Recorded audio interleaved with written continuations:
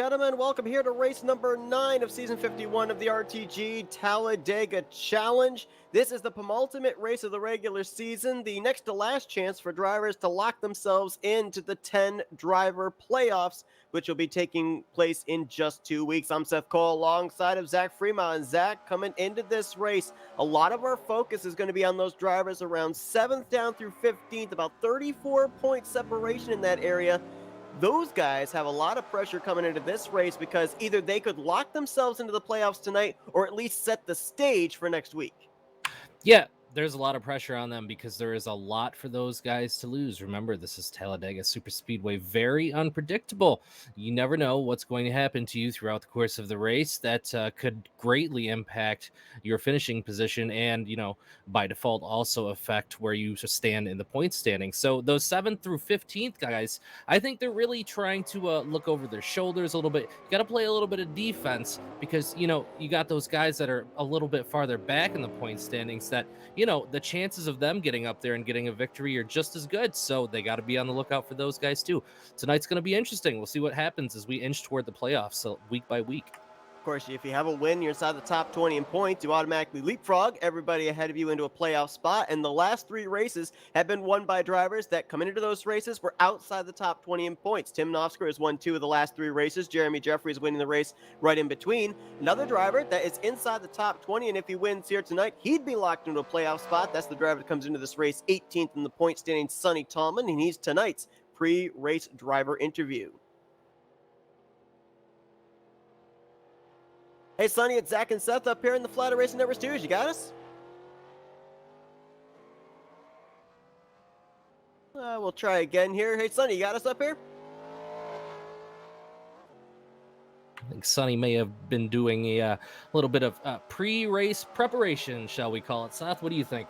I think so. We'll actually give him a chance here. We'll wait a couple of minutes, see if we can get him in here before these guys grid up. But as I said before, we ended up getting ready to interview him about Nafsker and Jeremy Jeffries. Now, those 2 drivers are still outside of the top 20 in the point standings as things currently run. Nafsker is 23rd in points. However, he is only 41 points. No, correct that. He is only 35 points out of the 20th position in the standings. So with 2 weeks to go, still seems like that's mathematically possible. The one driver I'm a little bit worried for is Jeremy Jeffries because he had a hard run last week, finished poorly in the running order, is 26th in the standings, and he is 55 points back. I just don't know in 2 races time if you can make up that much ground.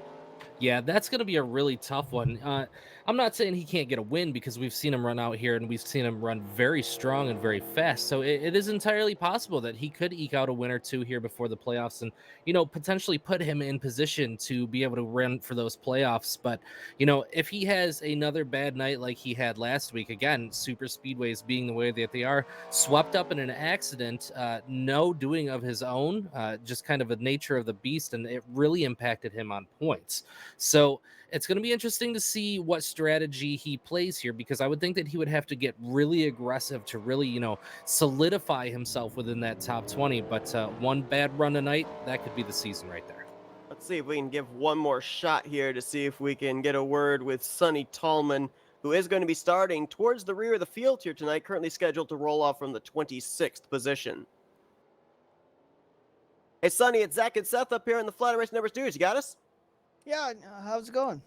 Well, going great for us. I mean, man, we see that you're going to be starting close to shotgun in the field, but we've seen you actually pull that strategy most of this season, ride towards the back and then get up there toward the front when it really matters. You come into this race, one of the drivers up inside the top 20 in the points. If you get a win here this week or next week, you're locked into the playoffs. So are you in the must-win mentality right now, or are you still out there just trying to get consistent runs? Well, I was gonna try a Q run and I messed up my Q run. I hit the wall, so I'm back here and just gonna see what happens. I'm gonna be working with Dante and just gonna hang out the back for now and see what happens. Hey, Sonny, Zach in the booth. Hey, man, we saw you have a really solid start to the season. A few finishes, 11th, 6th, and a 10th. But after that, you seem to run into some trouble on the racetrack. Now, Sonny, we see you when you drive that 55. You're really, really fast. You're a smart driver out there on the track. But is it just a bit of bad luck that's, caught up with you and kind of playing havoc on your season so far? Or what do you think it's going to take to kind of get that monkey off your back? Well, it's just wrong time. I'm at the wrong place, wrong time. Just gonna hopefully just work my way through and be more cautious of things and keep my eye open and let's go. That's Sonny Tallman. He's going to be rolling off from the 26th position here tonight. Best of luck to you there, Sonny. Maybe you can get a win here tonight and clinch yourself a playoff spot. Yeah, thank you. It's fun racing out here, and I'm happy with the racing here, and I'm having a lot of fun. And so we'll Thanks to the RTG guys and everybody else here. That's Sonny Tallman there, and we'll be watching his progress through the field here today as he's back, Zach. The first time in about, 3, 4, 5 weeks. Joe DeSpirito is finally back on the point. He's been knocked off of the pole the last couple of weeks by drivers like Bernie Mobbs and Bob Semanero. Finally finds himself back on the inside of the front row alongside of Bernie Mobbs. And DeSpirito, with only 2 races remaining, obviously we know he wants to win, but he's also eyeing those very valuable 10 bonus points he would get for winning the regular season championship. Absolutely. He really wants to get a win. He's told us before that he would trade all these pole positions that he's gotten this season. I think it's up to about 75% of the races run so far this season in the season 50, or where are we? 50 or 51 tally challenge here. He's set quick time. He sat on the pole, surrounded by his friends, Bernie, Bob, all the usual cast and characters that you're used to seeing up there. But again, without that win, we've seen how just a little bit of bad luck can again play complete havoc on the season that he's put together so far.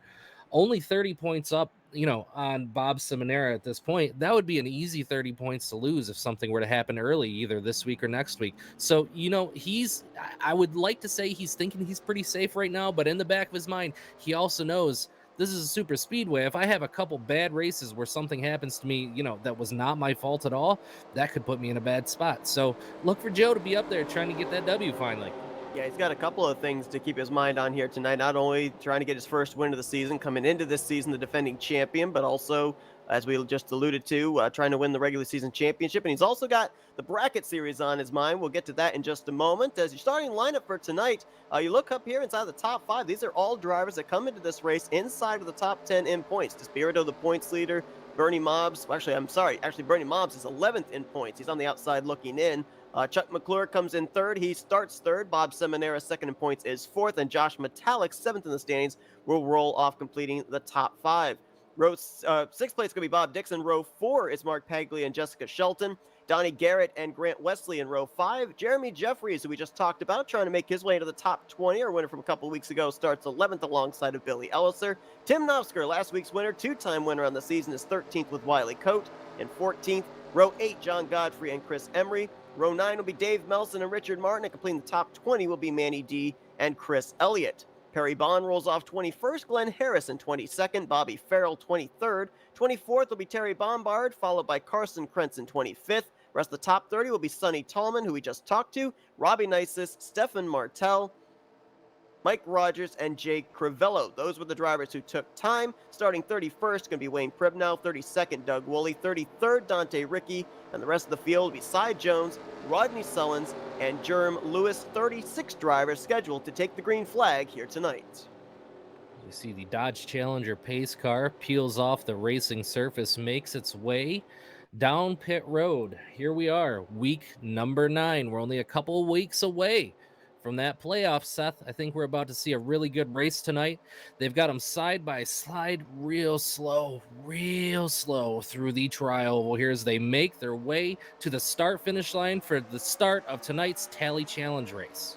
Joe DeSpirito and Bernie Mobbs going to lead them down to turn 1. Going to be interesting because you know that there are so many different drivers with so many different agendas here this evening. You got those drivers up in the top 10 that want to stay there. You got those drivers that are just outside the top 10 that want to move in. And you got those drivers that are above the cut line but maybe mathematically couldn't move their way into the top 10 that want to go to victory lane here tonight. clinch themselves a playoff spot as we're already blocking down the back straightaway. Despirito moves up in front of Mobs, and here comes McClure with a shove. Yeah, we got help from that familiar number 39, Oscar Mayer Ford, Josh Metallic, Mark Paglia trailing him on the inside line with help from Donnie Garrett. The outside line falling about car lengths back with Despirito, Mob, Semanero, and the 143 of Dixon up high as they make their way into the trio. So far, still double wide all the way through the field. One thing that we've seen in the early stages of the last two races is within the first 10 laps, we see that third line start forming, and we see them 3 wide for the lead. We'll have to see if drivers are going to have a little bit cooler heads prevail here tonight, or if we're going to see that actually happen again for the third race in a row. Yeah, it seems like that middle line's predominantly been the faster groove. When you get a line of traffic that's in there, they can really, stop the other two lines from working so well. But when they're dead even like this, a couple guys like to see what they can do a little bit early, see if they can poke out, see if somebody will take a run with them, see who they can work best with as they work their way out of turn 4 to work on the completion of lap number 3. Again, Despirito up high, McClure low into the tri-oval. Talked about a couple of drivers that fit the criteria of inside the top 20, but really need a win to clinch themselves a spot in the playoffs. The highest of those drivers rolled off from the 6th position. He's 4th in that outside line. Bob Dixon in the 143 comes into this race currently 16th in points. Yep, Bob's been doing a pretty good job of keeping it, out of trouble. We've seen him up front. We've seen him get involved in a couple of these big wrecks, but I think there's only, maybe a handful of cars that we haven't seen and get into a whole lot of trouble so far this year. And that's been another trend we've seen. Either these guys make it to green flag stops, but more often than not, we've seen, I would like to say our average first caution of the night is usually lap 10 or 11. So a few more laps, guys get racy a little bit early, want to see what their cars can do, but right now they're all pretty double file about halfway back of the pack before you see your first 3 wide situation back there. Yeah, you got about 5 cars up there trying that outer groove. Manny D leading that along with Robbie Nisus. Believe that is... I'm trying to make out who that is. Wayne Pribnow, I believe, in the 00, third on that outside line as well. You had Mike Rogers up there for a brief moment, as well as I think that is the 38 of Mullins. Yeah, they just don't have a whole lot of help right now. It's just the 3 of them up top. That's how the third line gets started, though. If nobody ever goes up there, nobody ever will. I mean, it's pretty self-explanatory. So those 3 guys trying to make some moves, I wouldn't say they're really losing ground, but they're not making up a whole lot of ground at this point. That high line, again, seems to be the clear advantage as we see Despirito now getting a bit more of a push out front from Bernie Mobs. They've got about 2 or 3 cars on that outside line before you get back to McClure and Metallic on the inside line. That inside line had a good run at the early stage, but we see as the tires warm up and the drivers get lined up, predominantly that middle line is the line that moves, regardless of whether they're at a car disadvantage or not, as the top 3 now all single file. We'll see if they stay up, continue to try and tow that outside line, or if they decide to move to the bottom. They stay up there and clear Bob Dixon into 4th. Jessica Shelton trying to clear there into 5th. Mention the fact that Joe Despirito coming into this race also thinking about the bracket series. He and Jessica Shelton have survived the 32 driver bracket. They head here into the winners finals, going up against each other here tonight. We're going to have to wait for another couple of weeks to find out who they're going to take on, the winner of the losers bracket, but that is right now the final for the winners bracket, and it takes place here tonight in race 9. Yeah, and both of those drivers got that on their mind. It's a little extra incentive. It's a little something more for them to race for. And that was kind of the whole reason that, the league decided that they would add a couple series within series. That way, if the ultimate, the big championship, your season-long point standings, if that's out of reach, you've still got something else that you can work for. And a lot of guys really enjoy that. Again, Jess Shelton right around in 5th. Despirito in the lead. Long way to go here in the race, though. We got about 60 laps left, so we'll see where those 2 drivers are sitting the last couple laps and see if anything comes to fruition a little bit later on. Got now the top 6, about to be 7 drivers that are clear.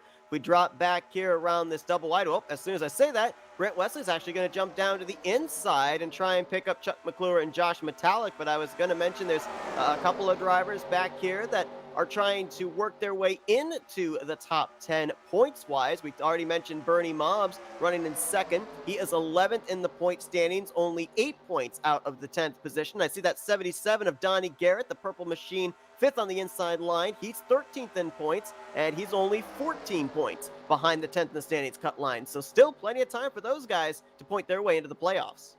Yeah, and you know Donnie's loving where he's running right now in about 10th position on that inside line. He's had a lot of bad luck this year, had a lot of crashes that have found him, have happened right around him, and has taken him out of contention the majority of the races so far this season. So he's enjoying that running up front with those leaders right now as we see, again, Shelton drops back just a little bit. That high line now only got 4 cars, but we've heard drivers talk about this the last few weeks, especially, Seth. It seems like that middle line is that perfect groove because you can get some good cars that are really fast lined up down low there, but where you can really carry the momentum and the speed and not have to have the other cars behind you crack off the throttle so much, is that kind of that perfect sort of just above that inside line there where you can make the most speed. But Wesley and McClure, they're doing it down low. Yeah, the car on the inside line usually tightens up a lot more than the car in the middle line as well. And usually when the car tightens up, especially off the corner, loses you all that straightaway speed, which is why we see that middle line be so strong, especially when they come off of turns 2 or 4. But oh, we got trouble in the tri-oval. See 5, 6 cars involved. And oh my gosh, we got a car upside down and flipping back there as well. Maybe a couple of cars.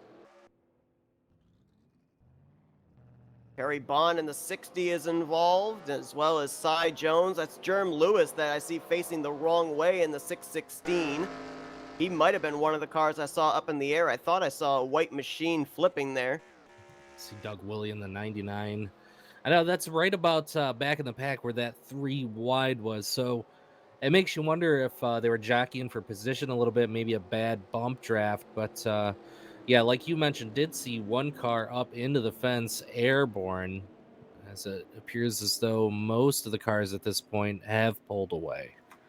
A couple of other cars with some damage. Looked like Robbie Nice's got a piece of it. It was hard to see the back of the 84 of Dante Ricci, our season opening winner, if he had any damage or not.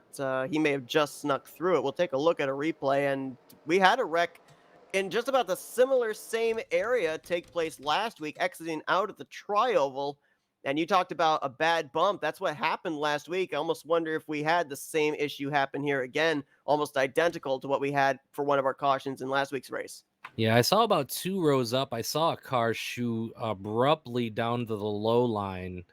And then immediately after that happened, I saw that group of cars. One spun to the infield while a couple others spun up the track, collecting a couple other cars that just couldn't get out of it quite fast enough.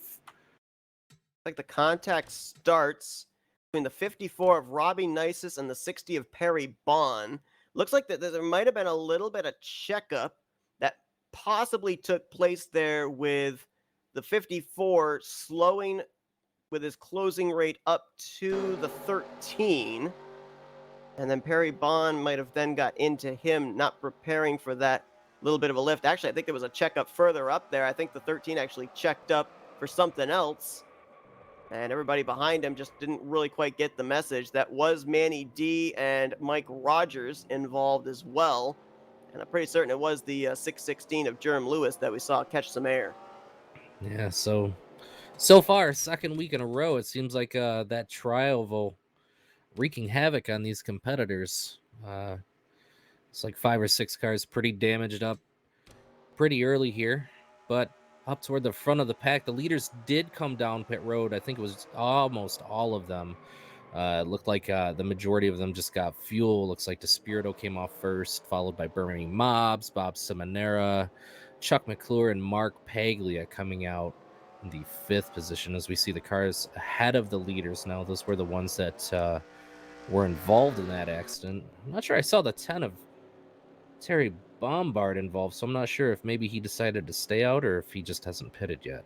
That's a smart strategy for Terry. Comes in 20th in the point standings, and it's going to be one of 2 reasons that he's staying out. Either one, he wants to be off sequence with everybody else, see if maybe it turns into a race-winning strategy in the latter stages of today's race, or 2, he comes into this race still with a mathematical shot to maybe get himself up there into the top 10. It is a long shot as he comes into this race about 49 points back from 10th in the standings, but it is possible to make up that amount depending on circumstances in 2 weeks' time.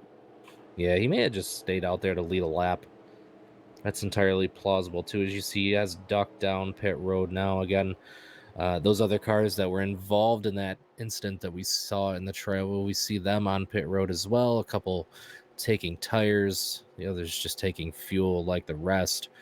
So early on, that law of averages we were talking about earlier there, Seth, it seems again right around lap 9, 10, 11.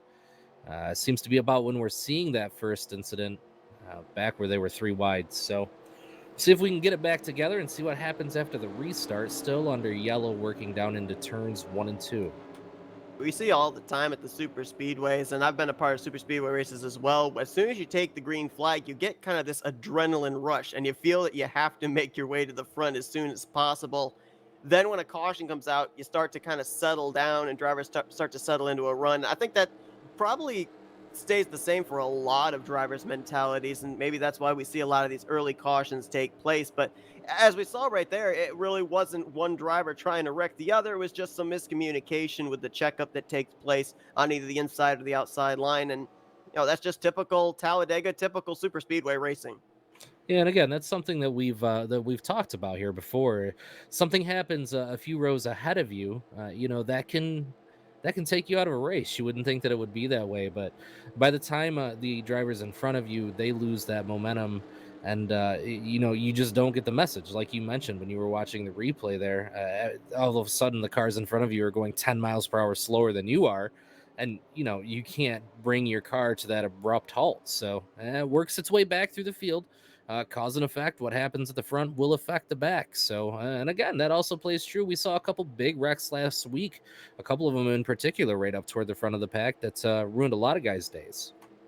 Yeah, last week actually ended up having a very bizarre finish with the caution coming out when only a couple of drivers had actually crossed the line. I think officially 7 drivers had crossed the line receiving the white flag. The rest of the field crossed the line receiving the caution flag. And so, therefore, since they were supposed to technically maintain speed, a lot of the other drivers from 7th place on back ended up getting black flags. The RTG admins had to go through looking at the replays to figure out who was running where at the time. They were able to finally settle it out. Tim Nafsker was obviously the eventual winner, but a lot of checking back at the replay had to be done to figure out last week's official results. Yeah, it was pretty wild. And, even when you're in that driver's seat, when you're driving that race car, you got the helmet on and you're racing for position, you're not sure where exactly it was that caution came out. You're just all in at that point. You're trying to race for that win, just like all the guys in front of you are. If you're 7th place, it's really unfortunate. But again, you're racing for a win. A lot of these guys racing for playoff spots. So you don't want to have to give up any more than you can. And with those 6 guys in front of you, still racing it out, can't say I wouldn't have done anything different there, Seth. No, absolutely not. A couple of other drivers that were caught up in the wreck that we didn't document: Carson Krentz in the 03 and Stefan Martel in the 57. All drivers that were involved in the wreck, including the 616 of Jerm Lewis, who we saw flipping down the front straightaway across the start finish line, have continued on. So all drivers that took the green to start this race will be taking the green to restart this race, with Joe DeSpirito and Bernie Mobbs back out in front yet again. Bob Semanero and Chuck McClure swap places as they're now in different rows. 3rd for Semanero, 4th for McClure. Paglia now up in 5th, followed by Wesley, Metallic, Garrett, Jeffries, and Nafsker. That's your top 10.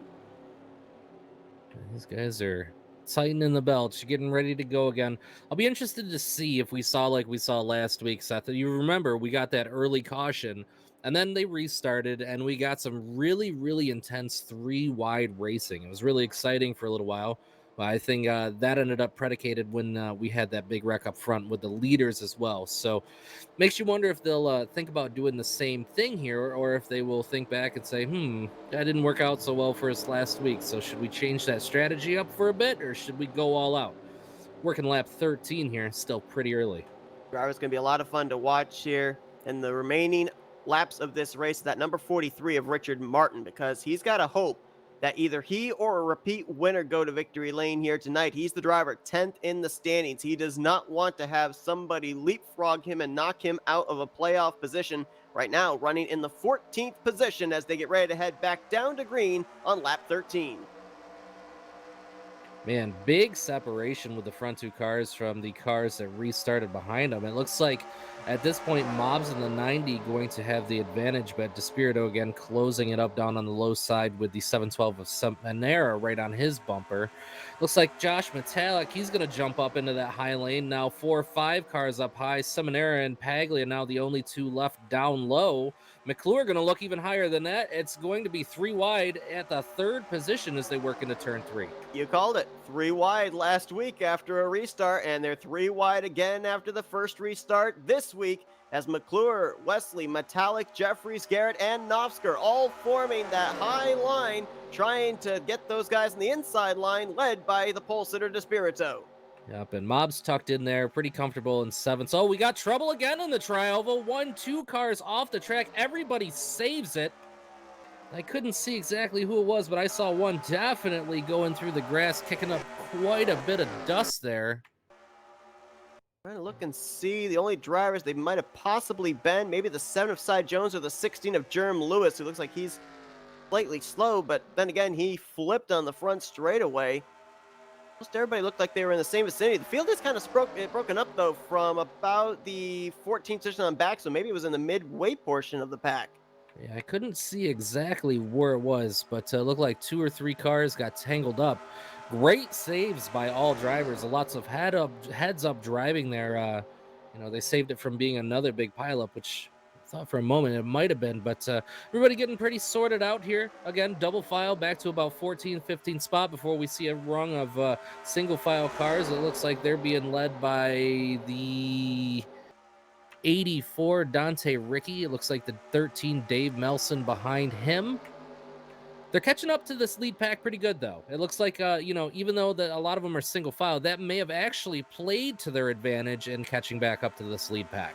Especially with the fact that everybody ahead of them, for the most part, in this lead group are double wide, at least for the second half of this lead pack. And so drivers that are running single file will produce infinitely more speed than drivers running side by side. And we're 3 wide at the back again. So that group that was single file got such a run, they had to take their momentum somewhere. Wiley Coate, Dante Ricky, Dave Melson back there trying the 3rd line. Yeah, it looks like they're making some pretty good time there. A lot of really good bump drafts going on between Ricky and Wiley. Now, the only 2 cars up high, it looks like the 3rd car has fallen back a little bit, so that's not going to help them out too much at this point, but I'll be interested seeing, will they make up some ground on this backstretch? Caution is out. Caution is waving, and might have been the 60 of Perry Bond again.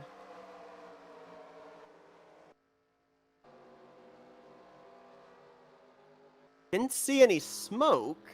No, I bet you we got another one of those debris cautions, Seth. It's been a couple weeks, but Jacques Debris has made his return. We'll have to take a look and see if indeed that is the case. And yeah, I think we had that race you're referring to. I think we had 3 debris cautions in that race. And if we're going to end up having that again this week, boy, that's really going to mix these drivers up in terms of how they want to play out pit strategy, because they're not going to really know when those phantom debris cautions may fall. Well, it's going to regroup the entire field over and over and over again. We keep, seems like every time we see a little bit of spread in the field with cars getting strung out, something happens on the racetrack to bring them all right back together again. So it's going to raise that excitement level a little bit. Also going to raise a little bit of the anxiety in these drivers as well, as they have to continue restart after restart. I looked back, could not find any on-track incident that would have brought out the yellow, so you are absolutely right. Would have been a debris caution bringing out this yellow. We'll see if we can actually go back and see what the contact was going through the tri-oval, with a car going through the grass that did not bring out the yellow. And it looks like it was possibly the 222 of Chris Emery. He was awfully low on the track there. Oh, nope, it was Glenn Harris in the 08 that went down there and clipped the grass. Yeah, there was about 3 cars there that, in all fairness, probably should have wrecked, but some really great heads-up driving. You see a little bit of skill, which, you take for granted a little bit at these super speedways, but some really good heads-up driving there. Nobody ended up wrecking out, and they ended up merging back up into the field. I don't think we even lost any cars out of the draft because of it, so good job, guys. Couple of cars Gotta that were involved in that little bit of a stack up there that saw Glenn Harris go into the grass. Wiley Coate almost went down there as well, and then we saw Chris Emery trying to make an evasive maneuver to make sure in case a wreck took place, he'd be able to get through as Chuck McClure and company on pit road turns the race lead over for the time being to the 99 of Doug Woolley. When Cribnow staying out along with Jake Crivello. Interesting that with a caution coming out when it did, that everybody elected to come back down pit road again because they had all been on pit lane about 6, 7 laps ago. Yeah, I think the mentality of that is at this point, we're not quite 20 laps in. We've had two cautions. One was a wreck, the other one was debris. I think these guys are getting in the headspace for a long run. I don't think they want to run under yellow. They've run under yellow quite a bit in pretty quick succession too. At that, I think these guys really want to get out there. And we also saw that last week where we saw a really really long run where eventually the entire field was just one string of traffic. Nobody else out there trying to make any moves, make any passes. So be interested in seeing if again we're seeing a little bit of a repeat, similar to what we saw in last week's race. And that would actually make sense too, because with this caution coming out and these drivers pitting on lap 18, it technically would follow similar to the criteria of the race going green flag start to finish. It's usually between laps 18 to 20 that we end up seeing them make that first round of green flag pit stops. So this would still put them in the vicinity of a 2-stop race towards the checkered flag. Yeah, and the more that you have in your tank early on here, the better the chances are that you'll be able to make it, without any more pit stops than you need to later in the race. So I think that's exactly what that is. So these guys are like, well, if we get a long run here, good. If we get another short run, then we'll just come in and top it off again. Because at some point we can't wreck them up all night long. But then again, I guess I better knock on wood at that one.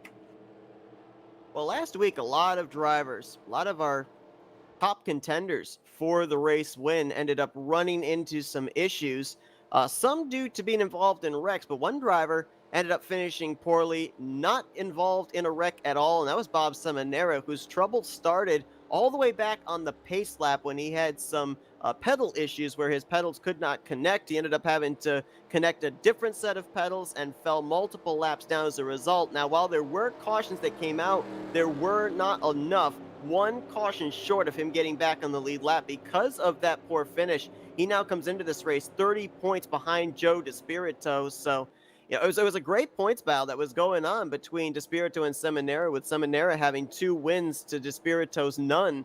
Now that opens the door wide open right now for DeSpirito to be able to possibly clinch this regular season championship. Yeah, that's, unfortunately for Bob Semanera, that's a nice little insurance policy that Joe DeSpirito has there.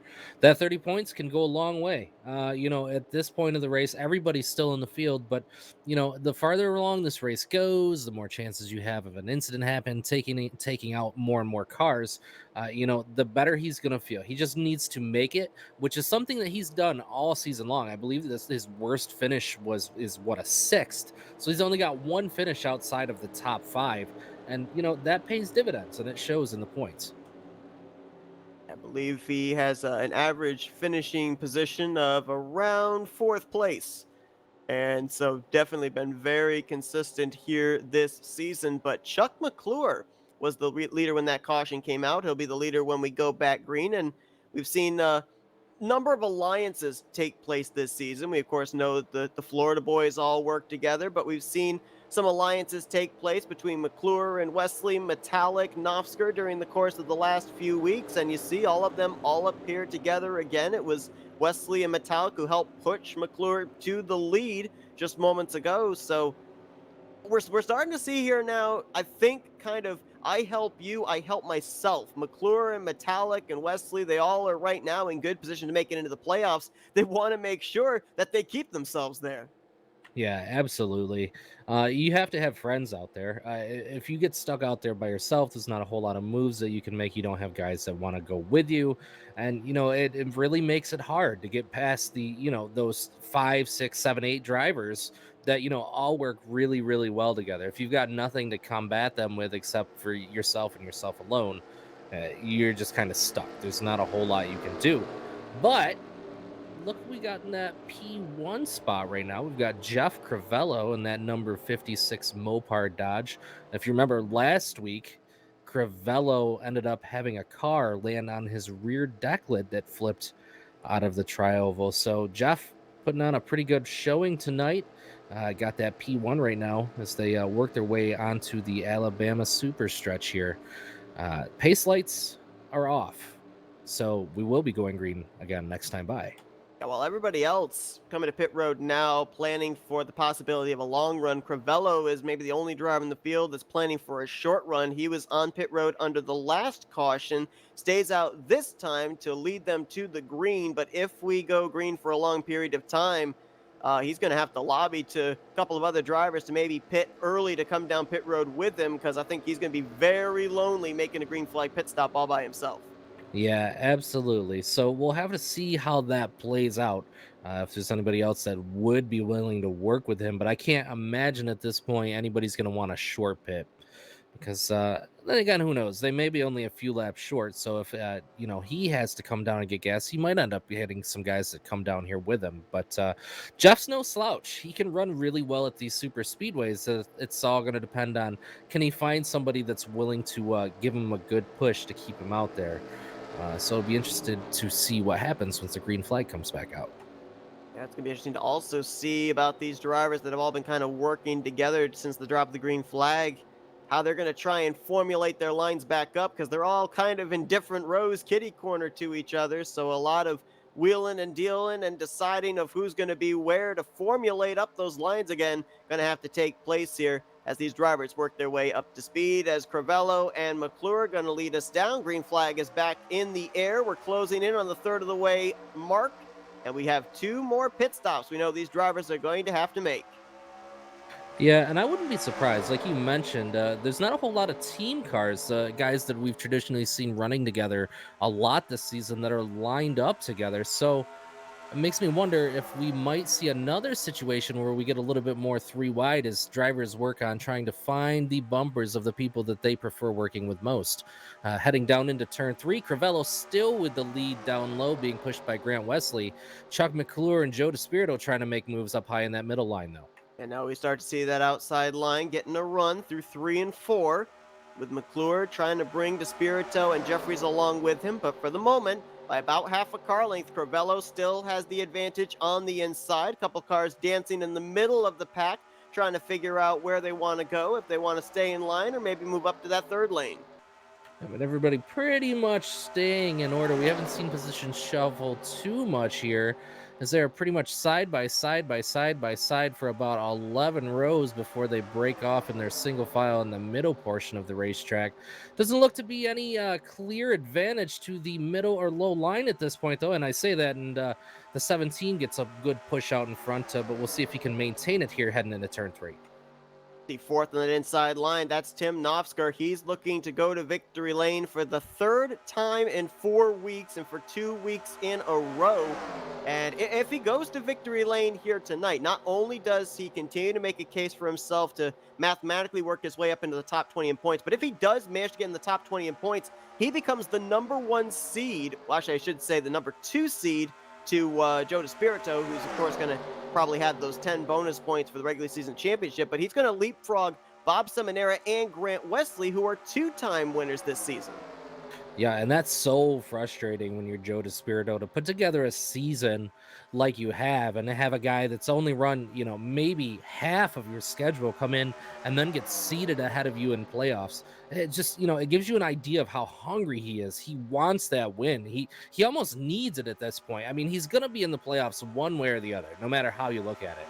But, the best he can do right now, just pointing his way into the playoffs without any wins, he falls to about 4th or 5th in the playoff grid. So that's not something that you want to do. That's not the sort of adversity that you want to have to come right at the beginning of the playoffs when you've had so much momentum and you've run so good to that point. When we entered into race number 6, the halfway point of the regular season, we started seeing a lot more of this, the kind of pinching, nearly door banging type racing up towards the front of the field. And every race that we've gotten close to the end of this regular season, it seems to have ramped up more and more. I mean, the last couple times down the back straightaway, McClure and Crivello might have been able to shake hands. They were so close to each other. We're seeing the 56 kind of push up there to stall at that outside line. There is no side draft in the Enter 2003 sim. The only thing you're going to maybe be lucky in doing is causing the driver above you to move up a little bit higher as well and stall out their momentum, but that's a risky move to do. Yeah, it is an extremely risky move because all you're really trying to do is trying to throw that driver off his line and scrub maybe a mile an hour off of his speed. Now, 1 mile per hour, it doesn't sound a whole lot, but when you are side by side and that guy up next to you is creeping up on your outside, if you can get him to scrub that 1 mile an hour, that might make you guys equal. And with a good bump from behind you, you're right back in the game again. So there's a lot of different games that these guys have to play, even if there's no side draft involved. You have to be smart and strategize in different sort of ways. I think that was Glenn Harris back there. He made my heart stop for a moment because I thought he actually got hooked around the outside wall. Instead, he had a run, and he, Billy Elliser, and Manny D all jumped up to the third lane at the same time, and they did it so quick, I wasn't certain if that car was straight or not. Yeah, these guys are nose to tail double file about the 2/3 point of the field. So guys behind that, they're starting to get a little bit antsy because there's not a whole lot that they can do. So there are, again, a few cars working that high line. It looks like they are being led by one of the Dorito Brigade back there, the number 9 of Chris Elliott, hooked up with Glenn Harris and the 10 of Terry Bombard. They're trying to see if they can make any sort of progress. As the bottom line and the middle line work their way into the corner, with as many cars as there are, those lead cars, they're carrying a lot of speed, but the cars behind them don't want to bump them into the corner. So again, that accordion effect of those cars having to slow back through the field gives that outside line a little bit of an advantage into the corners because they're not having to lift like those other two lines are.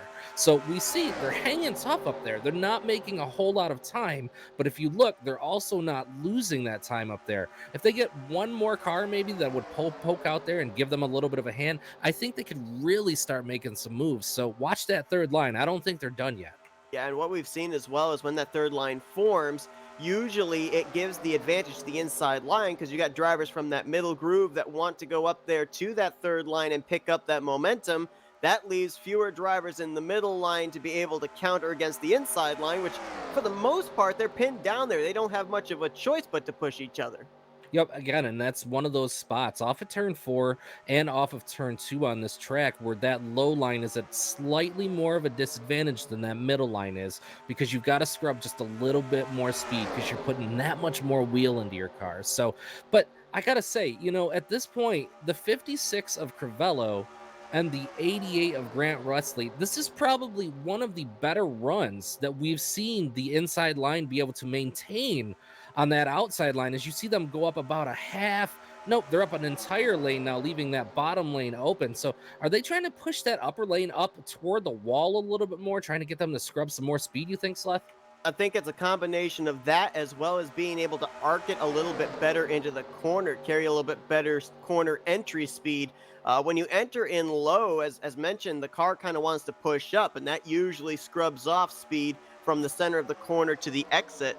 If you're able to arc it down and drive it down to that yellow line, you're able to usually carry that momentum all the way through the corner. So I think you're right. They're trying to stall out that outside line, but at the same time, give themselves a little bit more speed going into the corner also. Well, I'm also watching as we see them come, and it's almost an entire lane up. It looks like they're running with their left side wheels right on that dotted line. I'm waiting to see if somebody makes a move to the bottom, because at some point with that line pushing up that much, somebody's going to go up just a little too much, and I think we might see a natural birth of possible third line there. The question is, if somebody does that, do we see other drivers go down there with them, or do they maybe get stuck in a sucker hole on the inside line? You would not really think of the inside line as a place where you're going to fall to the back, but with the fact that we've got all these drivers running behind the 56 that are willing to commit to running that slightly inside middle line down the back straightaway, if somebody does jump down there, don't know if anybody behind them is going to be willing to go down there as well. Yeah, I'm not sure. But hey, Seth, remember that third line we were talking about? And I mentioned if they got one more car, they might be able to make up some time. They got a little more than one more car. Yep. But they're definitely making up time. They've made it to the outside of the 77 of Donnie Garrett. Dave Melson now leading that third line, followed by Chris Elliott, Glenn Harris, and Terry Bombard.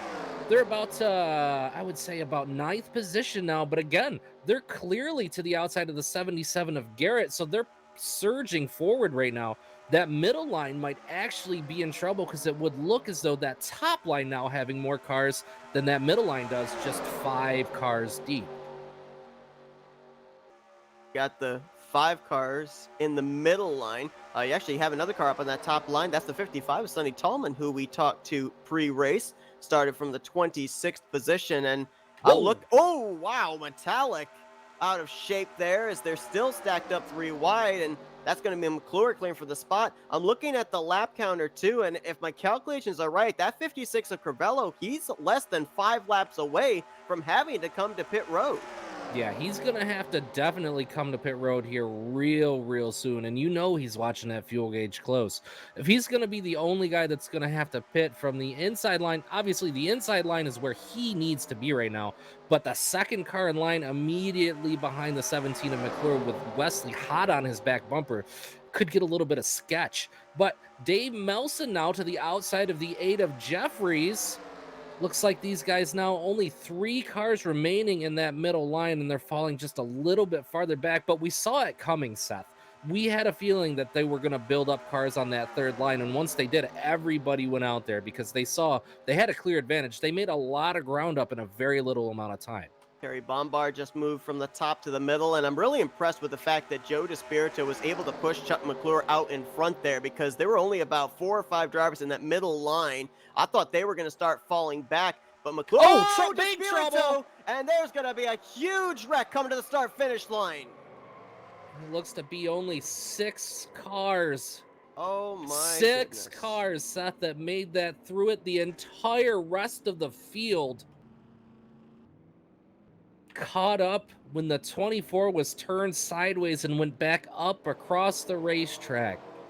Could very well be the biggest wreck we've seen all season long, as you're right. I don't think there was a single car from around the 7th position on back that got through that wreck without some type of damage. The track was completely blockaded up leading down to the start-finish line. A couple of cars even caught air. I think one of the Dorito mobiles was a driver that got up in the air, and possibly the 9 of Chris Elliott, but holy cow.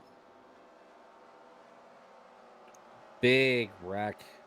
Really crazy, too. It happened right at the front of that middle line. I think the 24, maybe with a bad bump draft, went down into the 088 of Nafsker, and then bouncing off him came back up into the third line. Nobody had anywhere to go. DeSpirito, a victim of a bad time bump. But the way that his car shot down into the bottom line and then right back up into that top line completely blocked the racetrack. A lot of cars damaged in this one. There's really 2 questions. The first one, how many drivers made it through? We basically have answered that already. The second one is how many drivers got a lot of damage out of that and how many got minimal damage to be able to continue up to speed? Because there were some hard hits taken and there were some drivers that maybe just got spun out. A lot of cars with all 4 tires off the ground. The 10, the 8, the 55, all airborne. There's Jessica Shelton flipping upside down. Billy Elliser gets flipped up into the air in the 26. I mean, gracious, pick a car and see if they get through, and there's very many that did.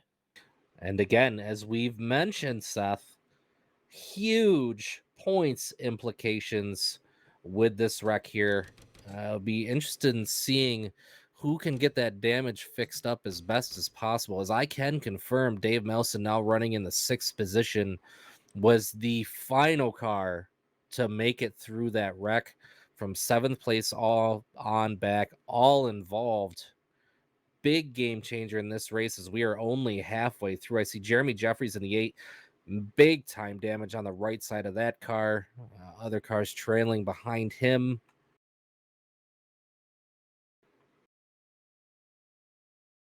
So it makes you wonder, are we going to see a clear advantage to these top 6 cars? Oh, and by the way, that caution couldn't have come at a better time for the 56 of Jeff Crivello. Oh, yeah.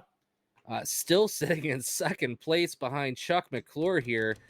That happened right where he needed it to. So putting Crivello back into the mix for this race. We've seen him, again, a lot of bad luck this year, but got himself in good track position here tonight, paying off in a big way. Second caution we've had tonight take place just around the exit of the tri-oval. And they actually had to close pit road the first lap of caution just because there were so many cars spinning and flipping across the start finish line coming to receive the yellow flag. They had to figure out where everyone was scored before they could actually open up pit road for these drivers to come down to the attention of their crews. Yeah. But you saw all the drivers did, they were understanding of that. That was just on a really bad spot, unfortunately. But again, the tri-oval, that's the fifth or sixth wreck that we've seen in the tri-oval in the last 2 weeks now, Seth. A couple really, really big ones. This one, the biggest to date. Be interested in seeing how everybody comes off of pit road, as there are going to be a lot of cars that need to have damage repaired. Yeah, I was trying my best to be able to see the drivers that got either roof or front end damage. Those are usually the two signs that your car is not going to be fully up to speed. Saw Jessica Shelton with a lot of roof damage. Chris Elliott, who was upside down, had a lot of roof damage and front end damage. I'm a little bit concerned as well about a couple of other drivers that hit the outside wall pretty good. Jeremy Jeffries, we see here in the 8, he was up into the air, has that right side damage. Despirito might be okay. I think he just kind of got bounced around. And you talked about Dave Melson. Now, while he did get through the wreck, he didn't get through unscathed. He had maybe one of the best saves there to barely get through it, as he got clipped by Jeremy Jeffries, had the thing spinning. The car made contact with the outside wall with the right rear quarter panel. He was able to turn it back to the left, right the car, and keep going. But he was very nearly another driver included into that list that got involved in this wreck. Well, I think it's pretty clear to say we know who the 5 fastest cars are going to be when we go back to green flag racing. But we'll have to see what happens, because that's a lot of cars behind them. Could a pack of minimally damaged cars perceivably make a huge run and put one over on those 5 guys that are unscathed up front? Well, the one thing we do know is that even if your car is not 100%, you may not necessarily be able to make a pass on your own and be able to win the race, but you can certainly in someone's draft be a good pusher. So there are still drivers, I think, in the field that were involved in this wreck that could be the X factor for some of these drivers that are going to be restarting at the front, that were either ahead or just maybe in front or around that wreck when it took place, that maybe they could have some help from one of those drivers with the damage to help push them to this win. Yeah, we'll have to see how it all unfolds here as they work their way back to the start finish line. Tim Nafsker in the 088 appeared to be the first clearly damaged car off of pit road. Doesn't look to be anything too substantial. The 13 of Melson behind him in 7th spot. Looks like the 43 going to be lined up top there in 8th. I don't see anybody that looks too tore up, Seth. I think we might see something here. Again, the 39 of Josh Metallic, he was also caught up in that. Another guy that doesn't have a win yet so far this season. That's been really, really. Oh, sorry, I'm looking at another orange car back in the field. Josh Metallic is in the lead. Seth, my apologies. It's all good. Still an Oscar Mayer car. I'm actually looking here as well. Regardless of how much damage drivers got from that wreck, the only driver we have out of the race is a driver that I didn't even know had actually gone to the garage area, and that's Jerm Lewis, who was involved in, I think it was the first caution of the day. Everybody else that was involved in that wreck, as long as their car is still running, they're staying out there on the racetrack. The reason? Because of points. We're too close to the end of the regular season for you to suffer a DNF, because if you suffer a DNF, you could basically, for some of these driver scenarios, be saying goodbye to your playoff hopes and heading into next week in a must-win situation. So these drivers are going to scrap for every position, every point possible here to keep their hopes alive heading into the regular season finale next week. Well, and with as many of the cars that we saw, in the top 10 in points involved in that accident, you have a really good chance to make up some real points. They might be lined up front, but if they're a little bit off the pace or they had a little bit of engine damage that they weren't quite aware of, you could stand to make up a lot of points position. Yeah, you don't want to give it up this early. They're only about halfway through the race. A lot more could happen. So let's see what does happen as they work their way into the trial with the pace car down pit road, Seth. Josh Metallic going to lead them to the green, comes into this race 7th in the point standings, 15 points ahead of 10th in the standings, but if he wins here tonight, he's automatically locked in. Was a winner from last season and trying to get his first win of the season here. He leads two-time winner Grant Wesley back to the green flag. We're more than halfway home here tonight at Talladega. Already, guys, locking up on others' bumper.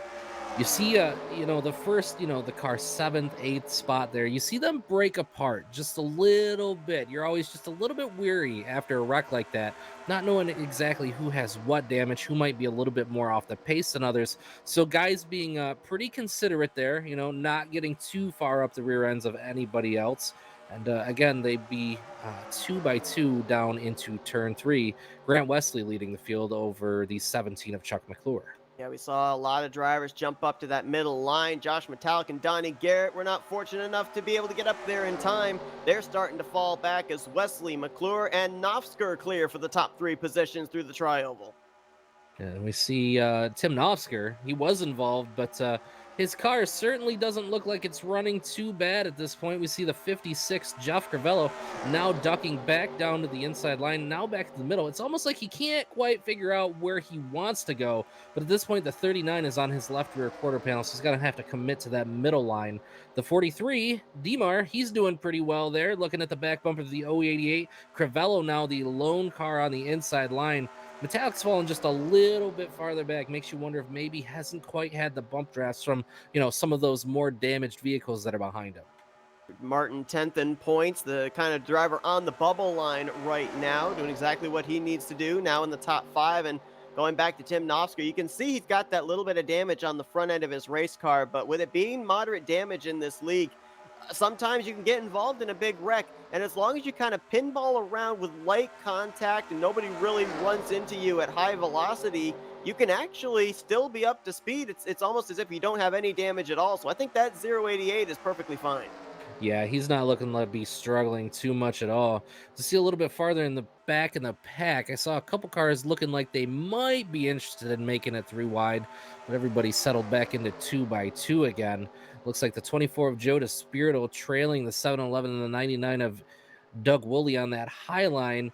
He's hanging in there with the draft so far, but we'll have to see if these cars get strung out a little bit more, if he'll be able to hang. Points definitely hanging in the balance at the moment. Talking about hanging, there's a couple of drivers that are trying to hang on for dear life here at the tail end of the pack. Mark Paglia in the 28, who was just caught up in that recent accident. Chris Elliott, who was flipping on the second caution, the third caution, I believe. Sonny Tallman back here as well. Robbie Nices, Manny D. Perry Bond back here. There's Jeremy Jeffries in the 8. We saw him up on 2 wheels. Cy Jones. I mean, these drivers, they're just trying to hang on. Billy Elliser, who we saw flying in the air back here, along with Jessica Shelton, last 2 cars on the lead lap. So they're hoping that this continues to run into a race of attrition, because it certainly looks like they're off the pace. And for Shelton, she comes in this race pretty comfortable in the point standings, came into this race 5th in points. Billy Elliser, however, 8th in the standings. I mean, he is right down there near that cutoff line, only 3 points ahead of 10th. So he needs something to happen here tonight to keep his hopes alive of remaining in the top 10 heading into next week. Yeah, and I think what we're seeing here is just that. We're seeing some of those cars that are a little bit more damaged starting to fall back. The ones that are, up to speed, so to speak, they seem to have the clear advantage. That middle line now, about 10 cars deep before you get back to Jeff Crivello on the inside line being pushed by the 39 of Metallic and the 77 of Garrett. Just not enough cars there right now. They've got Dave Melson. Oh, we've got trouble right there at Melson. Big and trouble. There's One car another upside car down. That's Terry Bombard, looked like in the 10. Sonny Tallman spins. Mark Paglia got a piece. There's more cars still spinning. Melson again. Wiley Coate in the 6 was collected up as well. This wreck started over in the middle of 3 and 4, carried all the way over almost to the entrance of pit road. And I see we've got one sitting in the grass on the trial. We're not sure what happened there That's Manny either. D. Yeah, he wrecked over in the tri-oval. I saw the smoke there. And Wiley sliding through the grass. Oh, man. Big impact to the inside of pit road, adding insult to injury. Man, we've got trouble from turn 4 all the way to the start finish line. Looked like that might have been a result of ill-timed 3-wide move in the middle of the pack again, involving quite a few cars. There were some really hard impacts in that one, though, Seth. I don't know if, with the wreck that's already happened and the big hits that those guys took, I don't know how easy that's going to be to overcome for those guys.